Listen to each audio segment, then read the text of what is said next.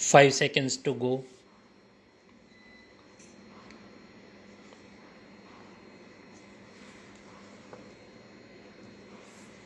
Start. 55 years ago this day, almost at this hour, the Constituent Assembly met in this hall to herald India's freedom.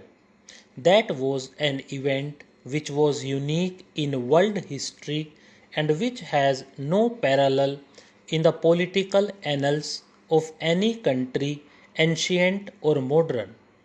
A mighty empire had bowed down to the indomitable will of an unarmed nation whose sole strength lay in the abiding faith of her people, in the power of spirit and of peaceful persuasion. Truth and non-violence, the father of our nation had insisted, were strong and sufficient weapons for a backward, poor, and unorganized people to win them their birthright of freedom, both political and economic.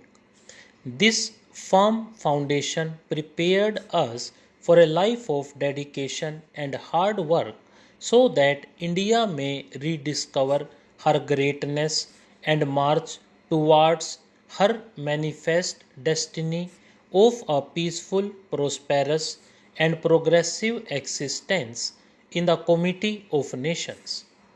We can claim in all humility that despite periods of extreme stress and strain, we have emerged today as a stable, well knit, and self reliant nation.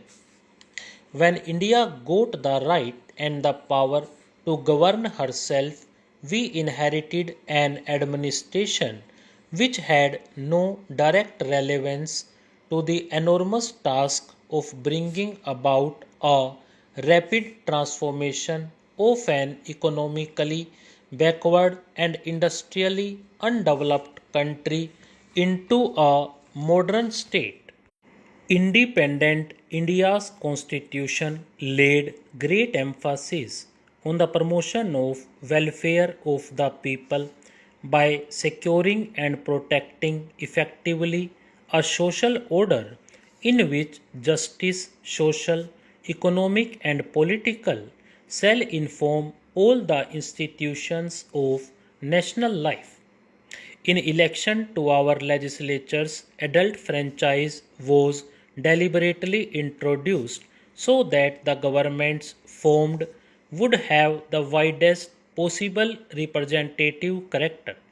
It also meant that the people's needs and the people's voice should be the dominant consideration in all affairs of state.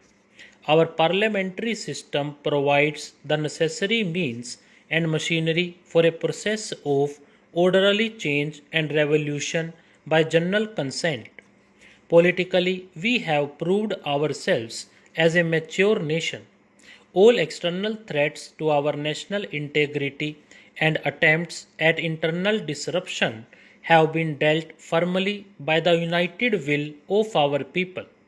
Our strict adherence to the rule of law, the preservation of a judicial system capable of responding to the needs of a changing social order are manifestations of good government. We have emphasized that considerations of the general welfare should prevail over the rights of individuals. In a country as large as India, with its social diversities and with a growing population, the problems of reconstruction are bound to be colossal, and the needs in the spread of education, growing of sufficient food, provision of housing or other basic amenities to the people are continuous and ever increasing. But in meeting these needs, our unshakable aim is the building of an equitable society and an economic system in which there will be no exploitation of man by man. We have yet a long way to travel before we can make any claim to success. We have resources in land, water, and minerals, such as very few countries have.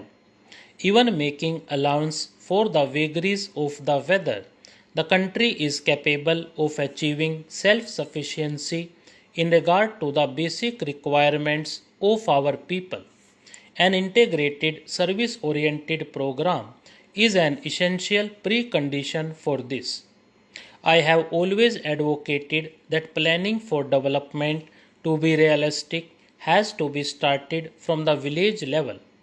I am glad that there is today an increasing realization of the need for this. Plans and programs are not intended to be mere assessment charts or arithmetical projections of national resources. Our commitment to this gigantic but inescapable task of the removal of poverty is a mandate for our people, and it has to be fulfilled in the quickest possible time and in the smoothest possible manner. This task must be tackled on a war footing, and this calls for collective effort and collective wisdom on the part of every group and every individual in the country. The resources of the country, whether at the disposal of the states or at the disposal of the union, are the common assets of the nation. Whether in the matter of sharing interstate water or power in the equitable distribution of essential commodities, including food supplies, or in the distribution of cement and steel for construction activities, to cite only a few examples, the guiding principle should be that we do the maximum good to our people as a whole. The prosperity and progress of every part of India is the concern of the whole nation. Every Indian born in this country has a right and a claim to an equal share in that prosperity and progress. The state has a duty to take special care of the weaker sections of the community and the backward areas in different parts of the country.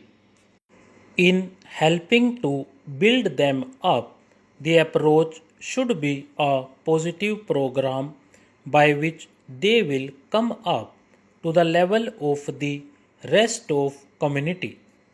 Stop.